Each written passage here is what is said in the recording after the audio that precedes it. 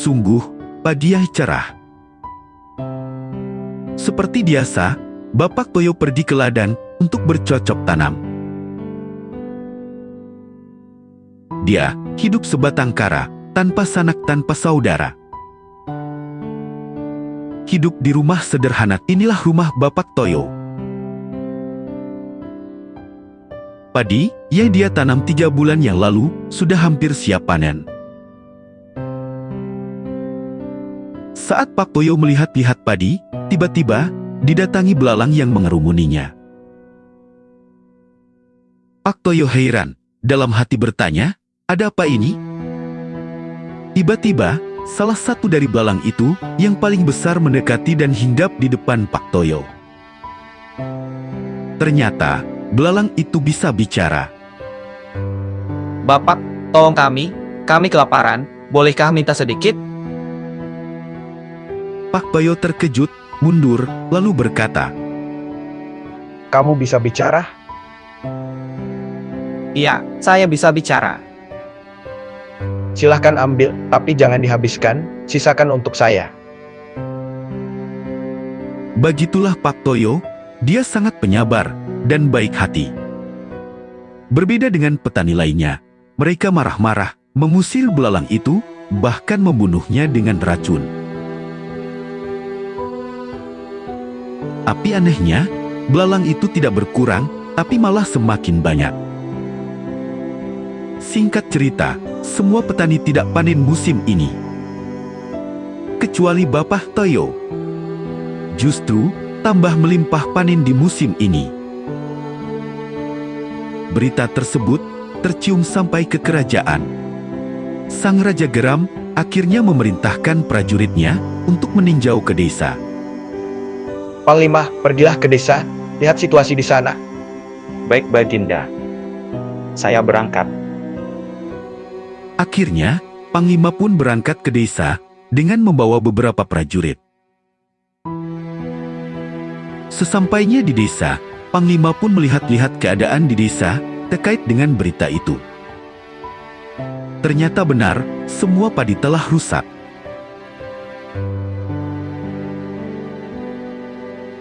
Panglima akhirnya kembali ke kerajaan dan mengabarkan kepada raja tentang kebenaran berita ini.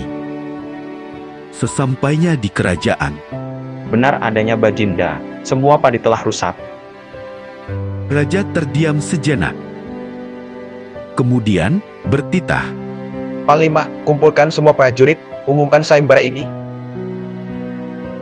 Barang siapa yang mampu mengusir belalang-belalang itu, akan saya beri jabatan yang tinggi di kerajaan ini. Dulat Baginda, akan Amba sampaikan berita ini. Akhirnya, berita sayembara itu sampai ke desa Bapak Toyo. Dan Bapak Toyo tertarik mengikuti sayembara itu. Keesokan harinya, Bapak Toyo berangkat ke kerajaan untuk menemui sang raja. Hamba menghadap sang raja. Perkenankan hamba mengikuti sayembara itu, Baginda. Siapa nama kamu? Nama hamba Supayo, Baginda. Panglima, bawa beberapa prajurit, kita menghantarkan Bapak Toyo menuju desa tersebut. Baik, Baginda. Mereka pun berangkat menuju desa di mana ada wabah hama tersebut. Sesampainya di desa, warga pun antusias menyambut kedatangan sang raja.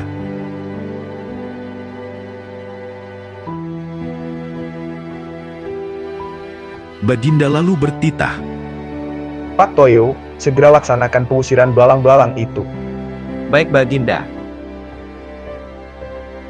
Pak Toyo dengan perlahan mendekati belalang-belalang itu. Dan salah satu belalang yang paling besar mendekat. Pak Toyo seperti bicara pada belalang yang paling besar itu.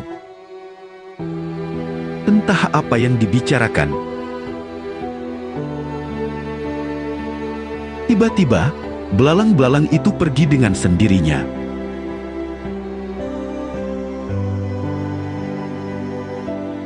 Belalang-belalang itu pergi, Dan raja pun bergembira. Raja menepati janji. Akhirnya, Pak Sutoyo diangkat jadi tumenggung di sebuah daerah dengan sebutan Tumenggung Belalang.